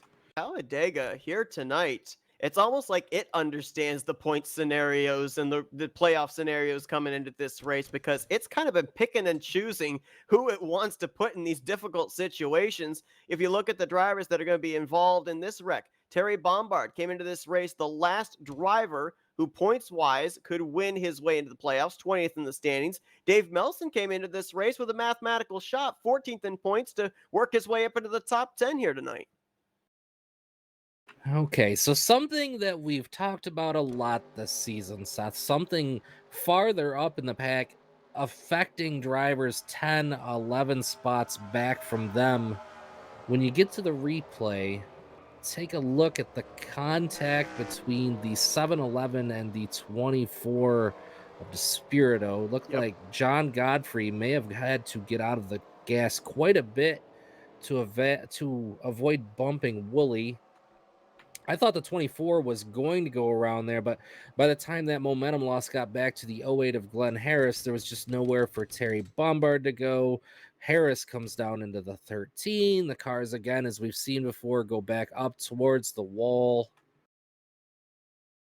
Bumby taking a huge tumble all the way up the racetrack in 4 and back down the track again. Glenn Harris took a hard hit. Wayne Pribnow was collected. Stefan Martel, and we showed you just moments ago as well what happened to Manny D as he was kind of running the grass through the tri-oval. I guess the car was starting to snap around on him. He overcorrected it back to the left and nosed it hard into the outside retaining wall. And unfortunately for Dave Melson, when the 08 came back down into him, it looked as though Melson shot up the track, narrowly missing the 24, but back down in front of the 6 of Wiley, causing the melee that happened ahead of the flipping 10 car. There's just so much going on with that wreck. And again, it goes to show you how such a minor detail toward the front of the pack, really has hardcore effects toward the back, as tight as these guys are running, nose to tail and side by side. Yeah, absolutely. And you said it perfectly before. There's just no way when you're carrying that much speed into the corner, close quarter racing like that, for the driver, third, fourth, fifth car on back to be able to stop on a dime. It's just not possible. You do that, more than likely the car that's behind you is going to run into the back of you. We saw right there the 6 of Wiley Code as we're on board with him getting involved in the first wreck, and we're about to see up here. I almost think he didn't realize that the 710 was trying to get back up to speed. He closes up on him and all of a sudden realizes the 710 is slow, jerks the wheel to the left, and even more contact there with that right front down to the inside retaining wall down at the pit road entry. Yeah, as you were talking about, Seth, and we've talked about this accordion effect, and to explain a little bit how that happens, imagine you're driving down the freeway and a car in front of you abruptly cuts you off, and you have to scrub 4 or 5 miles per hour, that way you don't run in the back of them, and the car behind you then again has to hit his brakes, and he slows down 4 or 5 miles an hour. Now, with as skilled and as fast as these guys are, you figure when one car scrubs speed, he might scrub a couple miles an hour, maybe 3. So the car behind him also having to scrub those 2 or 3 miles an hour. By the time that gets 5 or 10 cars back, what is 2 or 3 miles an hour that far up in the pack is a 10 to 15 mile per hour difference. So that's exactly what happens. You don't have time from the point that those few cars ahead of you scrub 2 or 3 miles an hour to the rest of the pack to slow down abruptly in front of you. There's a 10 to 15 mile an hour difference, and there's just nothing you can do about it. It's a product of super speedway racing and how tight and how competitive these drivers are. So Uh, you hate to see it happen, but again, that's been the predominant factor in these big wrecks that we've seen these last 2 or 3 weeks here. It rarely happens to be the drivers that are immediately involved. It's something that happened way up in the pack, and the rest of the field, unfortunately, just kind of has to pay for it. And the other factor about that as well is a lot of the checkups we've seen, especially tonight, have been in either the corner or in the trioval, where drivers are at the time turning their wheel to the left. So you get bumped from behind in that checkup, that car that is invariably going to get spun around. It's not like if it took place on the straightaway where you're possibly going to hold the wheel straight and be able to keep the thing going. Yeah, no, it just knocks the car completely sideways. Where, like you said, on a trioval, you can give a good solid shove to a guy and not do any damage to your guy's cars and make up quite a bit of speed. But, when you're shoving and, you're changing the balance of the race car and the weight of the race car, abruptly in the middle of a corner, it just snaps. And there's not a whole lot that you can do about it. And, when it snaps, it goes one way and then back up across the racetrack and again, just blocks the whole track. And, this one, unfortunately, I think we might have lost a couple cars out of this one because those were some big hits there.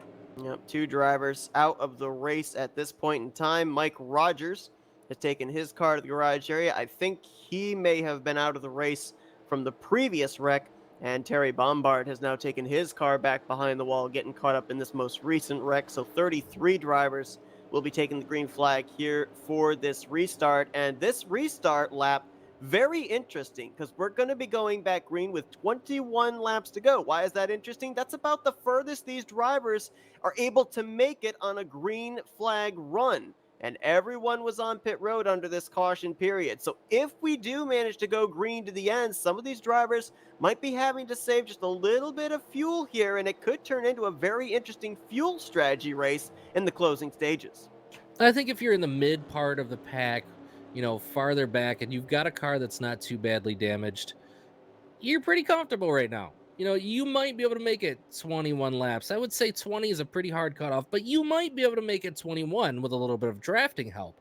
However, if you're that front row there, Grant Wesley, the 143 Bob Dixon, you might be sweating a little bit. That's a long way to go, and you can't lift when you're leading the pack. It doesn't matter what line you're in, you can't lift. There's no fuel saving. You're taking the full effect of the wind to your front end of your race car. That drag is maximized. You have to be in the gas the entire time. So the first, I would say, 6 or 7 cars, they might be worried about gas a little bit. The cars halfway to the pack, it's farther back, might be thinking about playing a little bit of strategy, getting opportunistic. But again, this is assuming we can make it to the checkered flag without another yellow flag as they work their way down to the line for the restart. Two-time winners on that inside line, Grant Wesley and Bob Semanero. Bob Dixon on the top side. And give a call out there to Bobby Farrell. Started this race from the 23rd position. We really haven't mentioned his name all night long, and he's up here because he was one of very few drivers that was able to make his way through that big wreck heading to the start-finish line with limited or no damage and gained a lot of track position because of it. Yeah, Bobby Farrell was hooked up on the back end of the 143 of Bob Dixon. Dixon dove down low, but Despirito showing him a little bit of love up top. Grant Wesley and Bob Semanero now lead the middle line with Bob Dixon. 3-car breakaway in the middle. Crivello now right back up there in 4th spot. That top line now, maybe not quite just enough help, as it looks like the 45 of Farrell is starting to fall a little bit farther back at this time. We went through 3 and 4 for maybe the first time I can remember all season with no inside line. We had a middle line and we had a third lane, but nobody was down against that yellow line. That's quite interesting. That is really interesting, and that tells you a little bit. Again, even these cars that are just minorly damaged, that might be a mile or 2 per hour that you're losing at the end of that back straightaway, and we already know that bottom line is slightly at a disadvantage compared to those top lines. So again, no cars whatsoever continuing around the racetrack, just the middle to top line being occupied at this point, with the 56 of Crivello and the 45 of Bobby Farrell still battling it out for that 4th spot.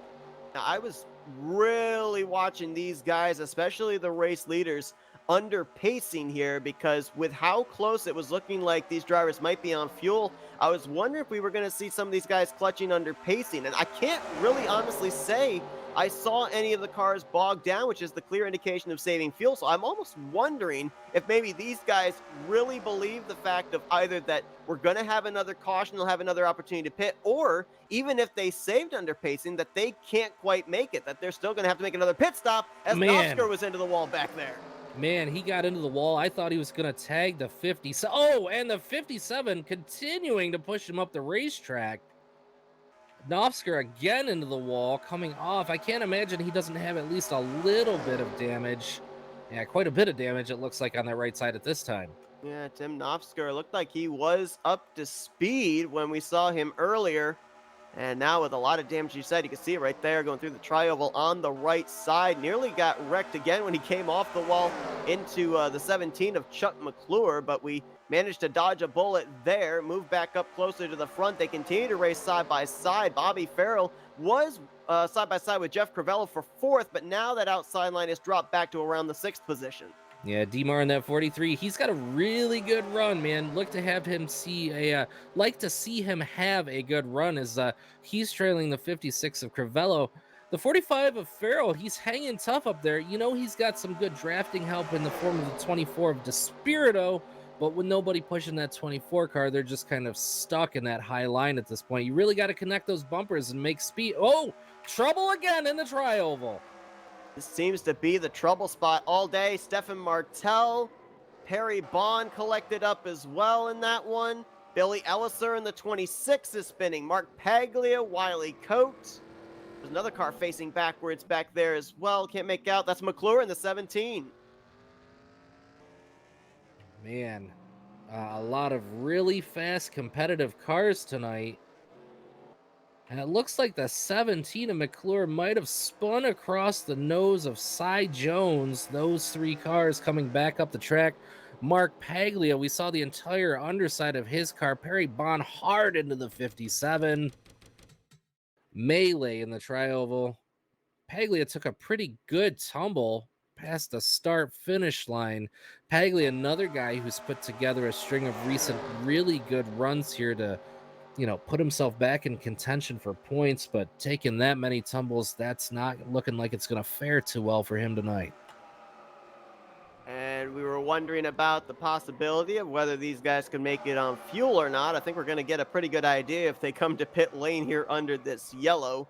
Oh, Yeah. Man, Wiley Coate trying to get on the brakes, couldn't do it as the 57 of Martel was coming down into his lane. You talked about that wild tumble that Paglia took. We're going to go back and look at that one now. Paglia, another driver that's running really well in the point standings, but he still doesn't have that huge of an advantage over 10th in the standings. He is 6th in the points coming to this race, only 16 points ahead of the cut line. Yeah, that really hurts for Mark. He's worked really hard. He had a rough few opening weeks here to the season, and then just started putting together really, really consistent runs. So you hate to see that for him. Another incident in the trial. But what do you say? That's about 65 to 70% of the cautions we've seen now in the last 2 weeks here, Seth. That's really interesting, because I feel like up until last week we didn't really see any incidents through the tri-oval, but suddenly that now becoming a hot spot. Yeah, I'm trying to figure that out as well, because you're absolutely right. That is where the majority of our wrecks the past 2 weeks have been. Up before that, maybe I can think of 2 wrecks that we had in the tri-oval in the first 6 or 7 weeks. I'm trying to figure out, just like you, what it is about that particular area of the racetrack where drivers are wrecking now. And the one thing that jumps to my mind is, of course, that we're getting close to the end of the regular season, but I don't really know how that kind of reasoning would transition to a number of our incidents in the past 2 weeks taking place in that one particular area. It is really strange, because again, with the exception of what I think, I don't even know if you can call it an exception when you have 2 major incidents involving lead cars in the same spot. It would certainly scream trouble, but it is the tri-oval at this racetrack. It's very, very, very wide. You can easily achieve 4 wide through the tri-oval, probably easier than you can anywhere else on the racetrack. And again, speed differentials play a factor, but I'm not sure. I feel like we've seen a lot of incidents happen, from the halfway point of the field back farther on. I'm not sure if it's guys just getting really aggressive. I'm not sure if it's guys throwing blocks. I'm not really entirely sure what it is. But as you mentioned before, I don't believe any of our leaders came down to top off with fuel. So, with 15 laps to go this time by, I say we're probably about 2 laps from going back green. Have those top three saved enough to get to the end of the race? Well, I've just heard the official word, and I'm not certain if this is 100% or not, just based on what these drivers might have been able to do with these top three you're talking about. But it sounds like we did have a couple of our lead lap cars come down pit road and top off. They're good to make it on fuel. These drivers up here at the front should be, according to what I'm hearing, anywhere from 1 to 2 laps short making it on fuel. So obviously they're hoping maybe for a couple of more cautions to come out to maybe save under pacing.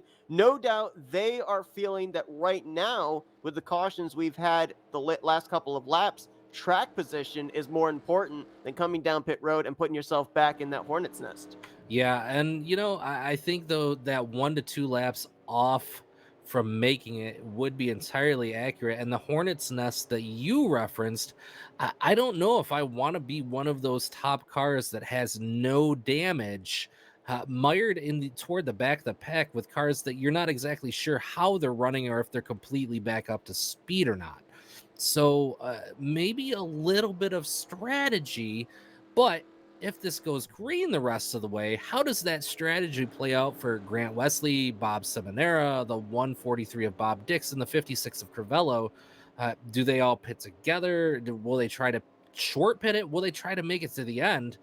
I'm not really sure yet. We know Grant Wesley, the 88, he's not worried. Bob Semanera, he's not worried. Both those cars locked into the playoffs with wins, doing fine on points. However, Bob Dixon, the 143, the 56, Crivello 45, Bobby Farrell 43, Demar, all those guys would love to snooker them, make it on fuel and get into victory lane. That would be huge for those guys. So getting a little bit more excitement, 14 to go here at the line as they work their way under yellow down into the tri-oval. And we have to remember too that bizarre finish we had. I think it was on week 6, might have been 5, where Grant Wesley was really short on fuel. A caution came out, and he was able to clutch the final 3 laps under pacing to make it to the checkered flag. Might be looking possibly for a scenario like that to maybe win this race under yellow, as long as he can maintain pace speed. Might be able to clutch and save that 1 or 2 laps that he is lacking under those 3 or 4 pace laps of caution. But Wesley definitely going to be at a disadvantage here as well with the fact he's going to be the lead car. So he will be using up more fuel than everybody else behind him. Yeah, so we know Wesley probably not, unless they get a yellow flag that comes out with, I don't know, maybe 4 or 5 laps to go. Not likely to be able to make it on fuel unless we get another quick caution. Now, if we were to get another quick caution, and caution's not something that we're strangers to hearing at this point now in the last couple weeks, uh, that could change the game a little bit too. Because again, if you get another quick caution, that's another lap or two of savings that you could have there that might put them right back on the line. So, are they banking on another yellow quick as opposed to one, with only a few laps to go, Seth? I would have to assume the answer to that would be yes. I think they're banking on at least 1, maybe 2 more cautions here to be able to save the last little bit that they need to. I think they could save those 2 laps that they are lacking under 1 caution period. They may need a little bit of the second caution period to be able to make it the entire rest of the way, but now you've got these guys that are up here towards the front wondering about fuel. You've got other drivers that are back there, though, like Josh Metallic, Dante Ricky, Jeremy Jeffries, Tim Nafsker. We know they've all come down pit road. We know they're good on fuel. So now they're in full attack mode. They're going to be working their way to the front. They don't have to save anything anymore. Well, and something very, very, very interesting to pay attention to as well, Seth, as we'll be taking the green with 13 laps to go. 4 wins between the 2 drivers on the front row, Grant Wesley and Bob Semanera. That being said, positions 2 through 10 at the moment, not a single driver with a victory. So, what do you think we're going to see here coming back to green? Well, if this race has been any indication in the first 50 laps, I think we're in for quite an aggressive run here to the checkered flag. The question is, will they be able to keep it together, or will we see another yellow flag as Grant Wesley trying to edge ahead of Bob Semanero? Looks like he might be able to clear him by the time they get into turn one. He's going to try and move up to the outside line. He is going to do so. Now try and lead that outside line as you got Bob Dixon, Bobby Farrell, and Joe DeSpirito down there on that inside line. Just bring up real quickly as well, mention the fact that DeSpirito and Shelton, they were the final two drivers in the winner's bracket battling for the championship there, if you will. Right now, Shelton off the pace with the damage. DeSpirito up here inside of the top 10. But I want to remind everybody, you cannot take anything for granted when it comes to a super speedway, because both those drivers, DeSpirito and Shelton, almost didn't even make it into the semifinal round. Both barely beat their opponents back in round 3 by 1 position. Yeah, and that's the way that Talladega is. You never know until you cross the start-finish line. You may sit, second place and 26th place, with 10 laps to go, but that could easily flip coming across the start-finish line. So we'll have to see what happens as we work our way toward the end of the race. 12 laps remaining now. Wesley and Semanero with the clear advantage running that middle line. Jeff Crivello, the 43 of Demar, the 77 of Donnie Garrett. That is your top 5, 2 by 2. Behind them is Garrett's now going to make the run up to the high line ahead of Bernie Mobbs in the 90, the 143 of Bob Dixon leading the low line with the 45 of Bobby Farrell right behind him. That third line started with Metallic, Dante, Ricky, and Nafsker, who all can make it on fuel. Mobbs jumped up there. Garrett jumped up there. Official word here, Zach, those drivers that did not pit, half a lap short from making it to the checkered flag.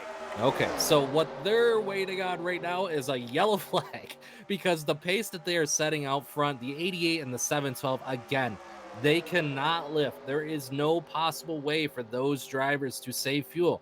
The same for the 56 of Jeff Crivello. Now, I'm not sure. Do you remember exactly, was it third on back that came back in, or was it a few cars farther back than that? I think right now it was about 7 drivers that decided to stay out. I think it was Josh Metallic, Dante, Ricky, and others that actually came to pit road. So I think the question marks are over Wesley, Semanero, Crivello, Garrett, Martin, Mobbs, and Dixon, as well as the 45 of Bobby Farrell. Oh, 13, Dave Melson hard into the inside wall at the start-finish line. He's coming back up the track. That's probably going to be a yellow. Yellow flag is out. Throw your fuel strategy out the window. We are, however, racing back to the yellow flag.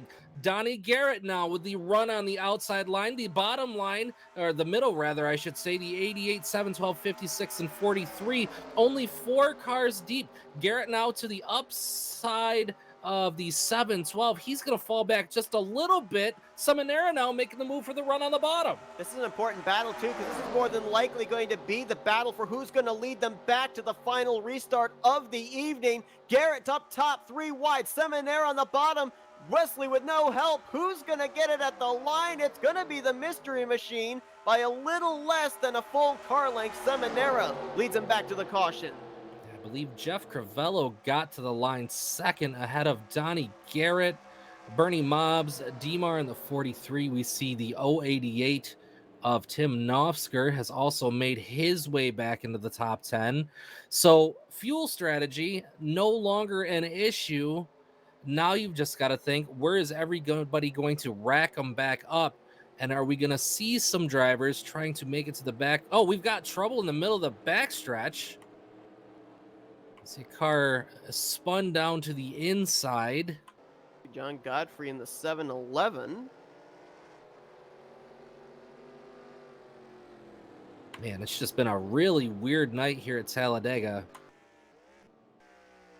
We're gonna first see what happened to Dave Melson. I mean, that car was all torn up to begin with, and more impact to the inside wall there coming across the start-finish line. He looks like he's going to get a little bit of help from the 710 of Manny D. Yeah, and then just a really hard hit to the inside. I don't think he ever lifted, impacting that inside barrier at about 180 miles per hour.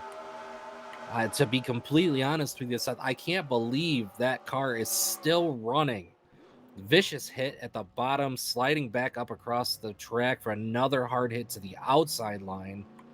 Just been a rough night for Dave Nelson in the 13 car tonight. Two things factored into that spin. The first was the fact that the 13 had no rear bumper, so it makes it very difficult for a driver behind to be able to line up the hitbox to give an even bump. The second thing is, with that bump taking place in the tri-oval, we've already talked about the fact that is the area where the car doesn't really know what kind of load it's got, whether it's going into a corner or whether it's on a straightaway. It's where it's at its lightest. You get into a car that really has that rear end damage, it's going to be looser than it is having the spoiler up in the air. So just that slightest bit of contact, the looseness of that 13 is what sent him around and hard to the inside wall. And as we look here at what was the stack up on the back straightaway with 7-11 of Jeffrey Elliott, I'm sorry, make that John Godfrey. You got the 57 of Stefan Martel in front of him, Manny D in the 710 behind him. I think maybe the 710 might get him from behind. Yep. It's just a big checkup as everybody was trying to slow down for the pace car. But do you remember leaving the tri-oval before they came to the checker or came to the yellow flag? The 88 of Grant Wesley was your leader coming to the yellow flag at the line, having been stuck in the middle as we saw he was, back to 8th position. Quite the fall in one lap. However, he does have some pretty fast cars still around him. 712 of Semanero. He's going to be back at the point again. The 77 of Donnie Garrett sitting second. Now, we've seen the 77 get into a lot of trouble this season. Not of his own doing again. Has wrecked it up quite a few times, unfortunately. It's put a real hurt on his season. What do you think he's got for that 712 up front?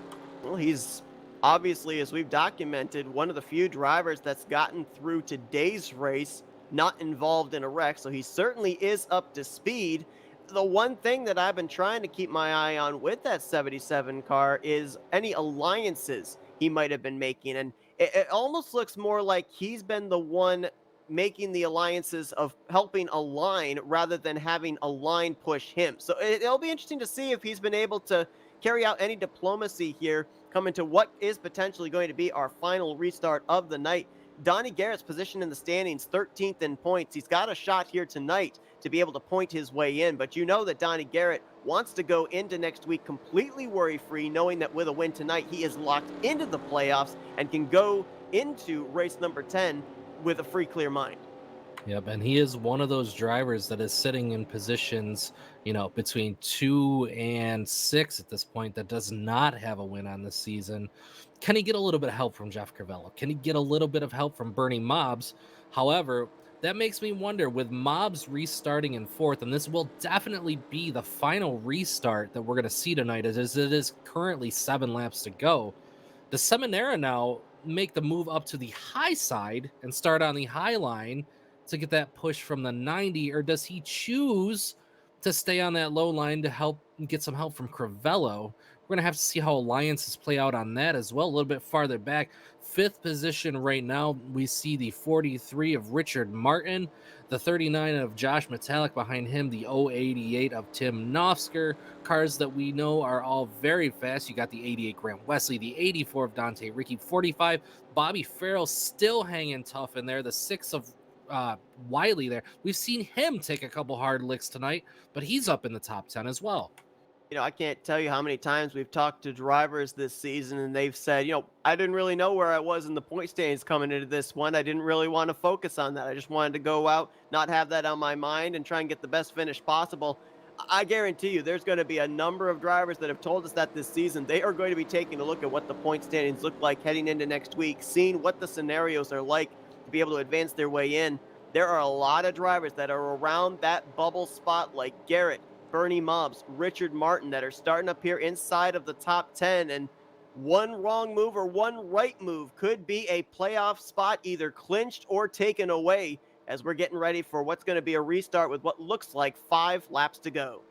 Yeah, when we talk about high stakes when it comes to the standings, especially with next week being the final week before the playoffs, there's there's a lot on the line for these guys, especially the 77 of Donnie Garrett, as we have covered, has had a lot of trouble. That's got him on that cut line. He could be in trouble if he can't capitalize on tonight's run. But again, other drivers just as hungry behind him.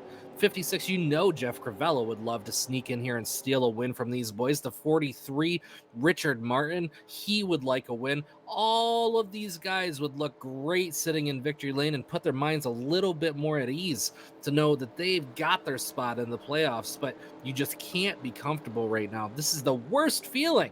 They're going to be coming to green with 5 laps to go. Your entire season might now be on the line. Can they do anything? Can they keep their cars out of trouble? And can they put themselves in position as they come across for the checkered flag? 61 laps ago, 36 drivers started this race. We have seen multiple big wrecks take place in this one, a lot of hard hits, cars flying through the air, and incredibly enough, out of those 36 drivers that started this race, 32 are still running, all 32 on the lead lap. Yes, some of them are damaged, some of them are way off the pace, but it has been a race of survival for a number of drivers here tonight, and somehow we only have 4 drivers that called it quits before this checkered flag waved here this evening. An impressive 36 car field. It feels like week after week after week we add one driver and then another driver, and it just puts together some really good racing. You like to see it. This series, a long time running series, as we've talked about in prior weeks. Man, 5 laps to go. This will definitely be the final restart, and the next flag after the green will end the race. So it's going to be exciting. A lot can happen. Some really fast cars still at the middle of the pack right now, and we know cars in positions 2 through 6, nobody with a victory. They all want it, and Bob Semanero, he's going to lead them down to the green. You said it last. Our next flag ends the race. These drivers will be racing back if a caution comes out. So if a wreck happens, we'll try and document it as best we can, but we will stay at the front of the field because they would be racing for the theoretical checkered flag as Garrett with an edge out in front. A good push by Bernie Moss, but here comes the inside line back with Semanero being pushed by Crivello. Man, Crivello giving the 712 a real good push down the back straightaway. He's got help in the form of the 43, the 088, and the 84 behind them. But right now, that middle line, it looks like it's all one middle line. Both cars all side by side, all in the middle of the racetrack. They're tight coming out of turn 4. Semanero appears to have the edge on the bottom. I'm absolutely shocked as we are only 5 laps away from this race coming to a close that we saw nobody again down that inside line. I would have thought for sure now that that double yellow line is going to be your best friend, but they continue to run that middle line as if it's the outside or the middle line, inside line, I should say. And now we see Nafsker diving to that inside line. He's going to try to make something happen. He's got the, I can't tell what color it is, but it's an orange car. The 38 behind him. Semanero now blocking the low side. Crivello. Martin and Nafsker got together. Outside line's really going to edge ahead, though. Top 4, 5 drivers trying to get themselves clear. It is going to be 3 laps to go at the line. The guys in front, they're getting antsy. The 77 puts a block on the 90. They stay out of trouble. The 39 now going to drive to the bottom of the 90 of Mobs with help of the 88 of Grant Wesley. Can they get back to the white flag is the question they're coming to receive. 3 laps to go. Garrett with the top position. Oh, Metallic Beard was right rear. He was able to keep it there, but nearly hooked the 77. That 39 able to hang tough in that top line there. The 77 of Garrett now getting the push from Grant Wesley. Mobs again lined up behind the... Man, that's... Oh, 77's down across the track. This is going to end the race. 39 catches air. Up and over. Track is 90 of completely Bernie blocked. Mobs. 90 of Bernie Mobs. I think he's the only car not involved. He's going to come around with absolutely no contest. It's a long ways back to a battle for second between Jeffries and Jones as Bernie Mobs, right place, right time. He's going to get his first checkered flag of the season. The Citgo Dodge Challenger will cross the line and will undoubtedly win this race under caution, receiving 2 to go. Man, did the C's part for Bernie Mobs as the leaders. Unfortunately, Donnie Garrett throwing one more block than his car could make, resulting in him spinning down the racetrack. The 39 of Metallic flipping up into the air right in the middle of the field. He was tagged by a couple cars.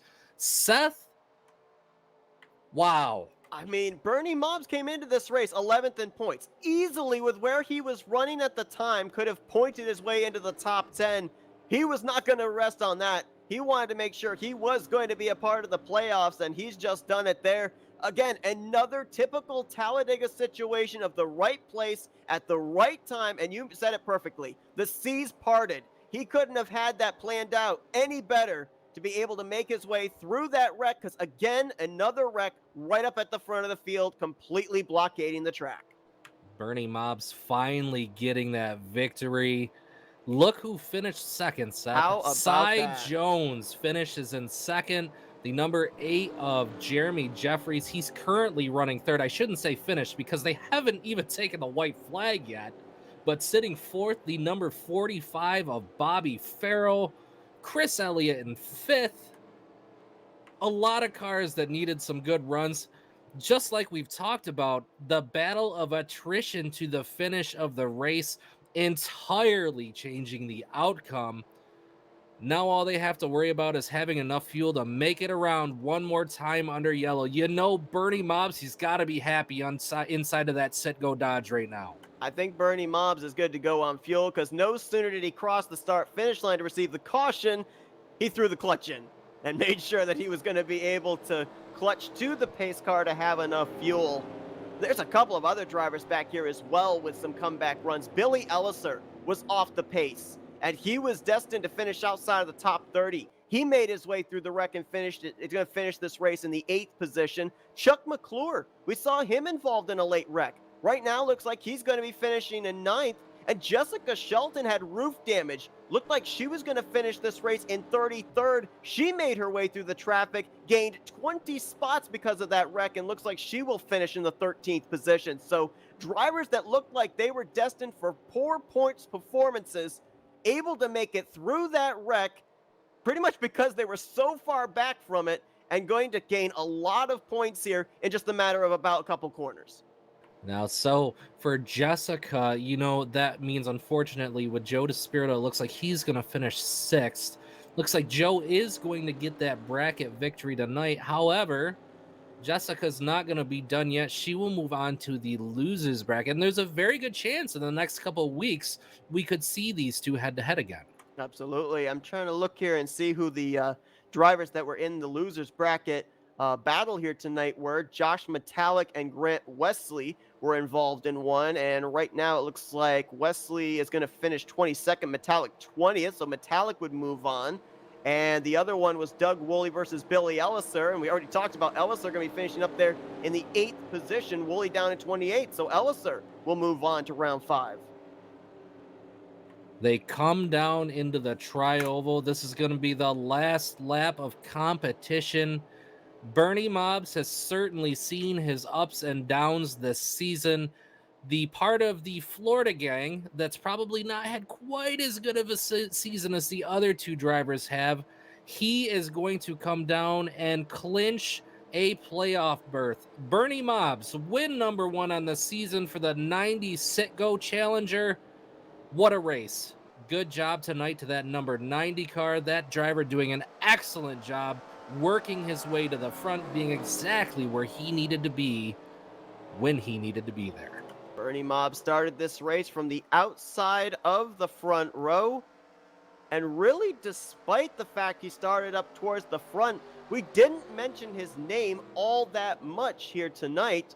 He kind of rode around in the middle to the later portion of the top 10. Wasn't much of a factor at the front, so to speak, but boy, did he have himself when it mattered the most. And he is now another driver that has clinched themselves a spot in the playoffs. He can head into next week worry-free, knowing he will be battling for said championship in 2 weeks' time. For those that are wondering about the replay of what happened here, bringing out this final caution, we will be showing you all the footage possible for that during the driver interviews, but there's going to be, I think, a number of camera angles we're going to have to use, and we're going to stay here on this Sit-Go Dodge as he's going to be bringing it down and doing his first burnouts of the season in Season 51 of the Tally Challenge. So unofficial order of finish at this time, it's going to be Bernie Mobbs getting victory number 1 on the season. Cy Jones, Jeremy Jeffries are going to be positions 2 and 3. Bobby Farrell, Chris Elliott will wrap up your top 5.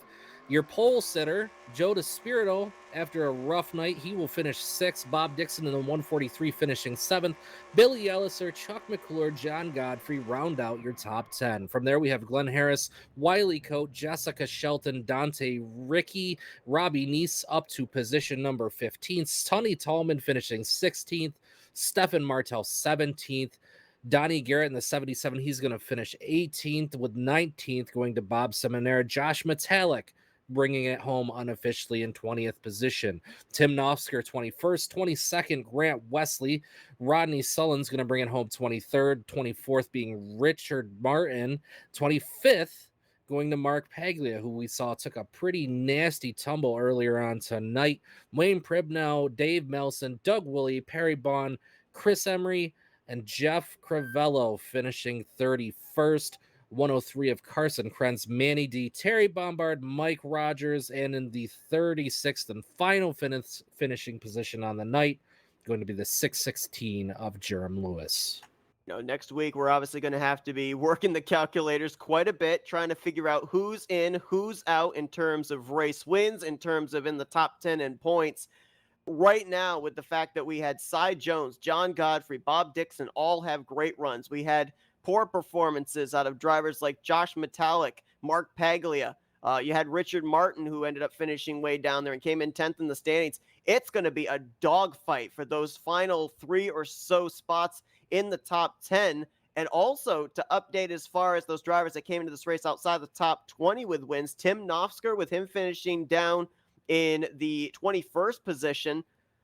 It's going to be really close whether he can mathematically make it in next week. Jeremy Jeffries had his bad luck last week. He finished his 3rd here tonight. We'll have to see if this has him still with a mathematical shot of making it to the top 20. But I think those two might find themselves on the razor's edge on whether or not they're going to be in the playoffs after next week. Yeah, I think it's going to be really hard for those two guys. I think these last 2 weeks have been rough on both of them.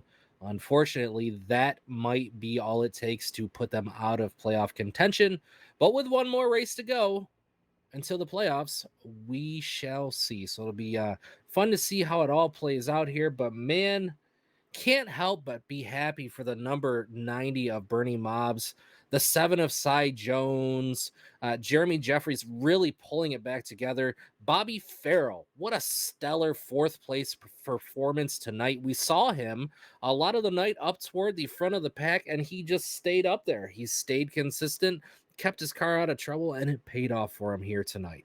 Definitely did. Second straight week that he's been able to run all the laps, and we saw him with a strong performance last week and follows it up with a strong performance here tonight. Let's see if we can get some interviews with our top 3 finishers, and let's kick things off with our winner 2 weeks ago, our 3rd place finisher here this evening, Jeremy Jeffries. Hey, Jeremy, it's Seth and Zach up here in the Flatout Racing Network studios. You got us? I do. Hey, guys. Well, man, we're going to be going back here and showing everybody the last wreck that took place that kind of had everybody finish where they did. And you were one of the lucky drivers that were able to get through it. How much driving went into that to avoid the wreck, and how much of it was just luck, being in the right lane at the right time? I'd say that was about 80% luck that nobody came down in front of me. And actually, I know Cyber and I got together when we were both trying to avoid it, and it was lucky we didn't wreck each other.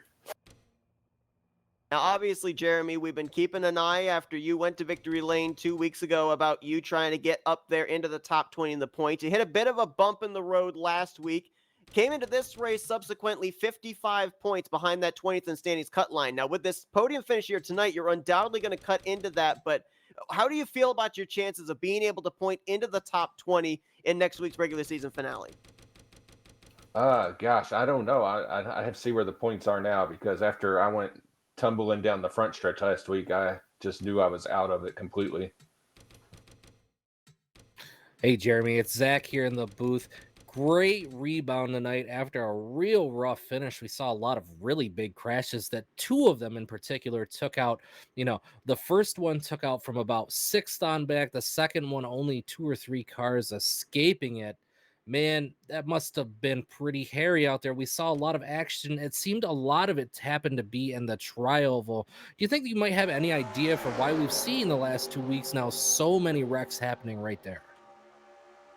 Well, first off, I think that first big wreck was my fault. I was just trying to push Joe through the middle, trying not to lose contact with his bumper, because you've seen what happens to cars that get stuck in that sucker hole if they get separated.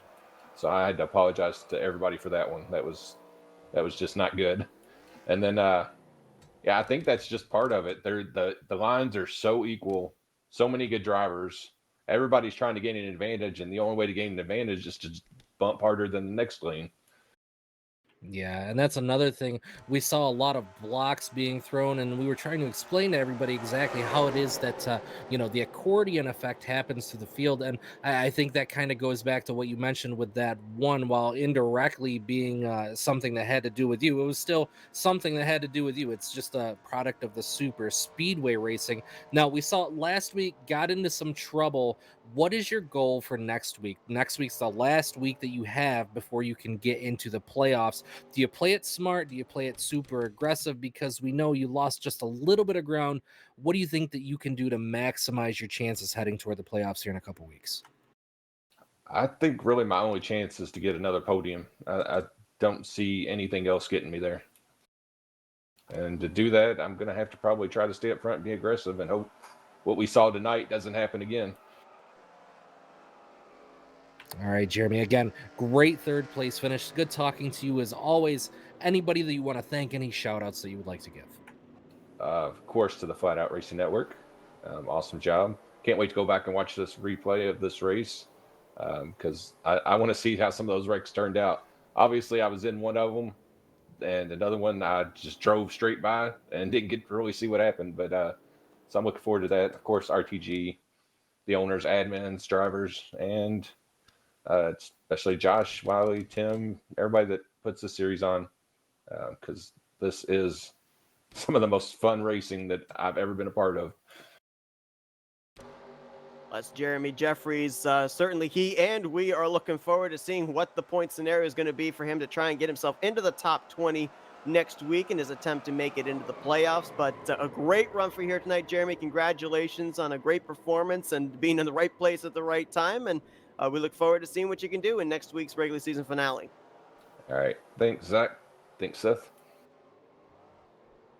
We continue to look here at the footage of that last lap wreck that started from the exit of turn 2 and carried all the way over almost into the entrance of turn 4. Let's now get a word with Cy Jones, his best career finish of second place. And actually, we might not actually have Cy available, which is a real shame because, I mean, best finish of the season. The guy's been consistent, though. He was 16th in points coming into this race, and it does not look like we have him available to interview.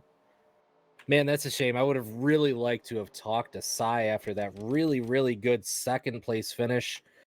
Cy Jones, long-standing member of the RTG community. One of those guys that he'll put together a really, really strong run every once in a while. But for the most part, just as I said, long-standing member of the community. He comes out here week after week after week for the love of the sport and for the love of the game and for the love of community. Again, it's a shame we don't get to talk to him tonight, but hopefully maybe we can catch up to him next week. Absolutely. Maybe we'll get to interview him as the pre-race driver next week and be able to get his thoughts of this week's race as well. Let's now go down to victory lane and get this week's winner, Bernie Mongs. Hey, Bernie, it's Zach and Seth up here in the Flatout Racing Network studios. You got us? Yeah, loud and clear. How's it going? Well, man, it's going good for us, and I bet it's going even better for you. Man, we know at Talladega, on those final laps, it's all about being in the right place at the right time, and those words couldn't have been spoken truer to your situation here tonight. That wreck takes place just ahead of you. the waters part, you're able to get through, and you come around to take that caution, eventually come around to take the checkered flag. Your first win of the season. You came in 11th in the points. You now know with this victory, you're competing for the championship in 2 weeks' time. That's correct. It was unbelievable finish. The cars were just going, and there was space in front of me. It was great, and I'm pumped. I'm ready to get in this chase anyway, and that's really going to help. You know, we've seen that your qualifying program has definitely been on par. You've started up at the front in every single race that you've started. And we've seen you be able to run up there at the front in all of these races as well. With this win now, especially heading into next week, are you able to be just a little bit more aggressive in trying to see if you can get a second win and rack up a couple more playoff points? Yes, definitely. Yeah, I don't have to be too careful now, and I'll stay up there, see if I win again, and get myself some more points. That'd be great. Hey, Bernie, it's Zach. Really, really happy to see you get this victory tonight, man. It's been a long time coming so far this season. We've had a lot of really fast runs. Came into tonight 11th in points, with tonight's victory unofficially sitting 7th in points, 85 behind Joe DeSpirito. Man, with 1 week remaining before the beginning of the playoffs, you get a win. It gives you a little bit of momentum. What does this do for your confidence heading into the playoffs? It's the world of good. That's what I can tell you. Everything went good. I'm just going to have to practice a little bit of my pit stops and see if I can get out there with those guys more often and keep it up front. Getting the back there, it's scary bad. All right, man. And I have to ask you, I absolutely have to ask you. Okay, we know you Florida boys, you've got that alliance that you like to work in week after week after week after week. But when you get to a situation like you came to tonight, you're coming down, you think you're racing, then all of a sudden everybody around you is racking up. The seas part ahead of you. What is going through your mind as you realize coming out of turn 4, you have nobody behind you and you've locked yourself in? What kind of feeling is that? Just great. Really relaxing. It felt good. I was like, wow, what's going on? It felt like because it was out of the draft and the car is slowing down. It had me worried. Like, what's going on? Get going. But yeah, it was a lot of fun. I feel a lot better going into this last pre-chase race. I feel relieved. I'll have a good time next week for sure. All right, Bernie, congratulations again, man. Again, we're all very, very happy to see you in victory lane. Thank yous, sponsors, shout outs. What do you have for us as you start the celebration tonight? I'd like to thank all the guys at RTG, period, all the races, all the admins. They do a great job. I'd like to thank the Florida boys. They're always there to help me. And I love the Flatout Racing Network for the great job they do announcing these races. I watch them a couple of times every week. Well, that is Bernie Mobbs. We know officially now he is locked into the playoffs with his victory here tonight. Once again, congratulations on the victory, Bernie. A long time coming. You've had a great, consistent season, and you're capping off the regular season here with a trip to victory lane. We look forward to seeing what you do, not only next week with the pressure off, but when the playoffs begin as well. But for now, go enjoy your victory. Thank you very much. You guys have a good evening. Well, I mean, Zach, we said this at the top of the broadcast. We knew that as we got closer and closer to the end of this regular season, these races were going to be absolutely crazy. But just look at our past 4 weeks. The last 3 races, we've ended up having drivers outside of the top 20 come in on a limited schedule, go to victory lane. Bernie Mobbs has been here since the drop of the green flag to start out season 51 of the Tally Challenge. He finally gets his first win. Do you kind of get the feeling that there's somebody kind of lying under the water there that we haven't really seen up there challenging for a win that could sneak one out and clinch a last-minute playoff spot next week? Well, and this is part of the thing that is so exciting about a win in your end scenario with a super speedway series in particular, because we know the guys that are up front week after week after week and the guys that are really, really fast week after week, and you could put your finger, you can put it on them, say those guys will win their way into the playoffs. But it's that unknown of super speedways. And like we saw tonight, a lot of those guys caught up in big sweeping accidents that took out really, really fast cars. Anybody could conceivably punch their way in next week. And I think next week's race is probably going to be, aside from maybe the championship race at the end of the season, maybe one of the most exciting and dramatic races we see all season. And I can't wait to see it. Points-wise, it's going to be crazy because the updated points have come in. If you look at 6th place on down through 17th, that's drivers that are just barely in the top 10 and drivers that are outside of the top 10, just inside the top 20. Only 40 points separation from Metallic down to Melson. Jeffries only sits a total of 24 points behind 20th in the standings. Nafsker's got a little bit more work to do, though, as he is 33 points back now, still with the fact that we've been having over 30 car fields, 36 here tonight. If we have that same scenario next week, there is still a mathematical chance that both these guys could point their way into the top 20 next week.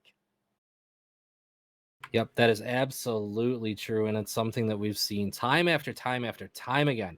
It's anybody's race and it's still anybody's champions. Now, something very interesting that we saw tonight, what we see unofficially with the points right now, Joe DeSpirito actually gaining 3 more points in the standings after what was a really, really rough night for him. Now, we saw him involved in one of those really big wrecks.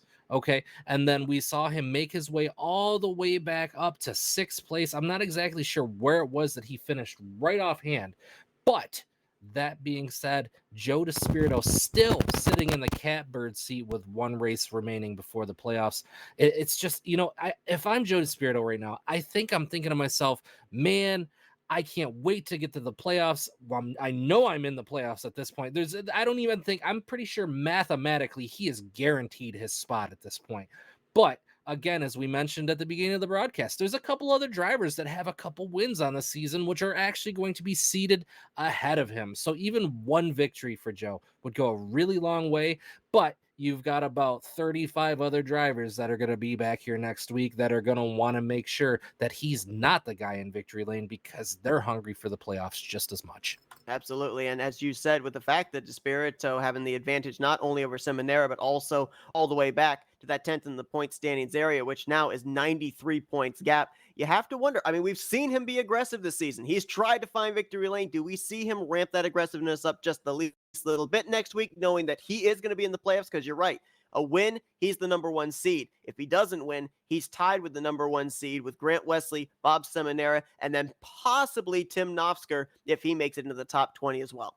Well, I think it's a situation of where if you're in, you have nothing to lose. And every driver out there on the field wants to get the victory at the end of the day, no matter how it is that they pull that off. So I think if it can help his cause heading into the playoffs, yes, you come out here and you be aggressive. Because if you come out here and you just kind of relax and run toward the back, there's nothing to gain. You might as well not even be here at that point. So you go out, you try to get that W. Man, I'll tell you what.